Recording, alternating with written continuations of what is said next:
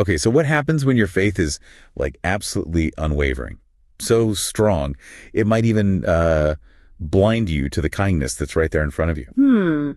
Today we're doing a deep dive into a short story that really highlights that exact idea. It's called Letter to God by Gregorio Lopez Fuentes. That's right. You've shared this one with us.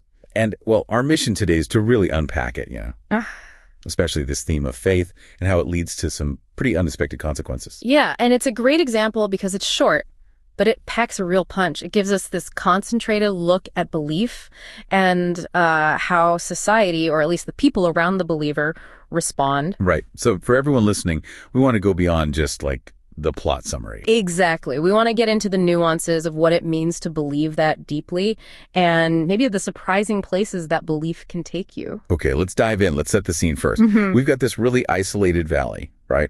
And Lencho, he's our main guy, a farmer.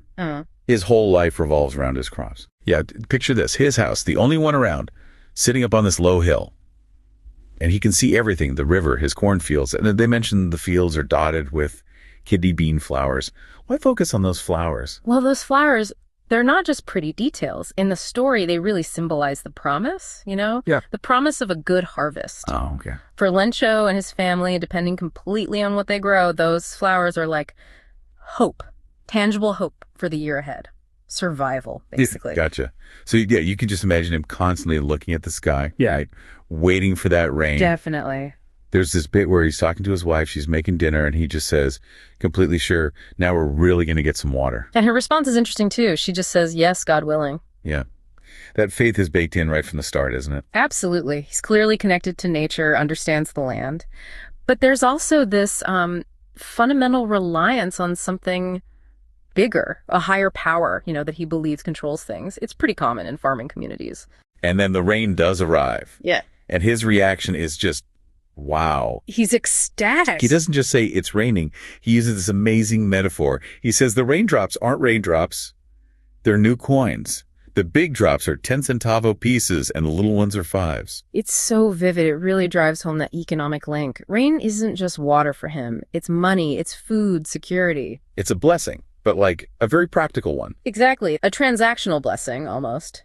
But, that joy doesn't last long, does it? No, it turns really quickly. Suddenly, this strong wind kicks up, and that life-giving rain morphs into hail, devastating hailstones. And the imagery shifts, too. Fuentes calls them new silver coins. Right. At first, the kids even run out to collect them, these frozen pearls, and there's this brief moment of, like, wonder. Yeah, childish excitement. But it gets grim fast. The storm isn't just a shower. It hammers down for an hour. An hour. Yeah. Just destroying everything. The fields end up looking white as if covered with salt. Such a bleak image. Awful. No leaves left on the trees, the corn completely destroyed, and those kidney bean flowers. Gone. The symbol of hope. Wiped out. You can just feel his despair. He's standing there in his ruined field, tells his sons, and it's heartbreaking. A plague of locusts would have left more than this. The hail has left nothing. This year, we will have no corn or beans. It's absolute devastation, the complete loss of everything they worked for, and the real fear of hunger setting in. That night is described as a sorrowful one. Understandably, they're facing the stark reality. All our work for nothing. There's no one who can help us. We'll all go hungry this year. Just total helplessness. But then, even in all that despair, something else emerges. His faith. This single hope, his unwavering faith in God.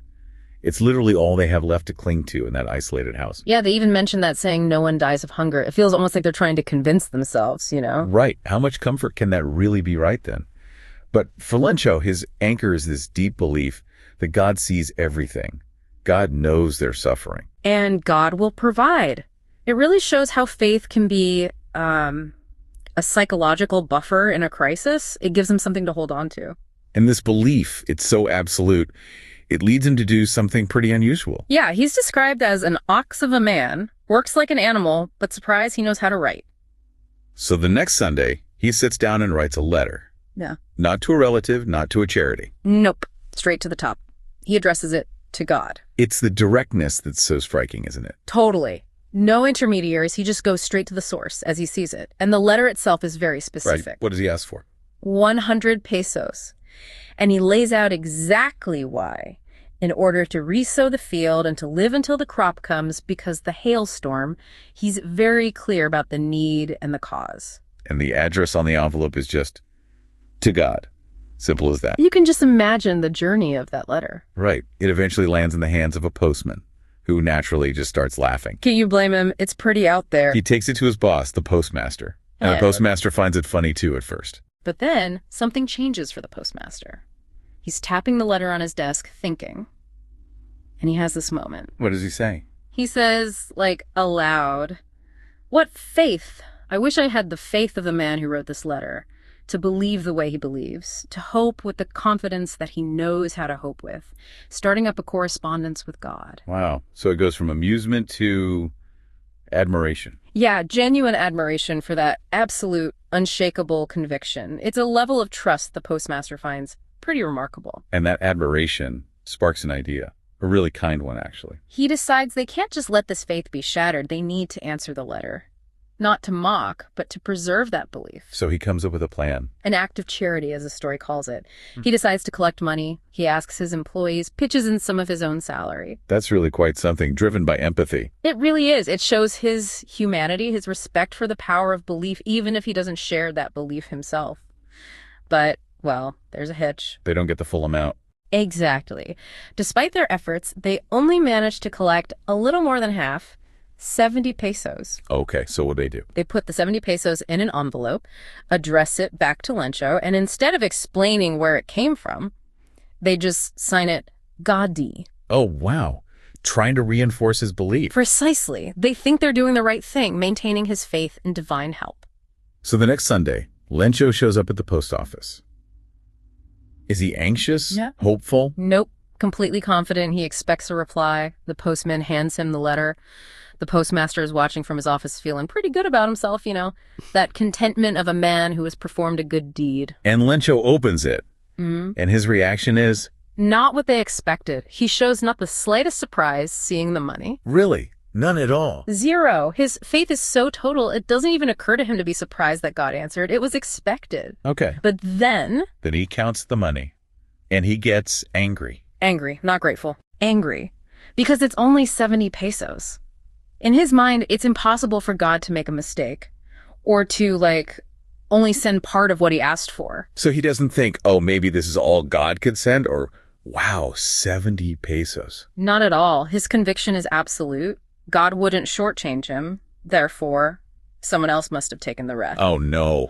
This is where it takes that turn, isn't it? The really ironic twist. He immediately asked for paper and ink, goes right to the public writing table. To write another letter. A second letter to God. You can just picture him fuming, brow furrowed, writing this thing. What does the second letter say? It's incredibly blunt, basically. God, of the money that I asked for, only 70 pesos reached me. Send me the rest, since I need it very much. But don't send it to me through the mail because the post office employees are a bunch of crooks. Lencho. Oh, wow. He calls the very people who helped him crooks. A bunch of crooks. So let's just pause on that. This amazing display of faith in God. Totally unwavering belief, convinced he has a direct line, his needs will be met.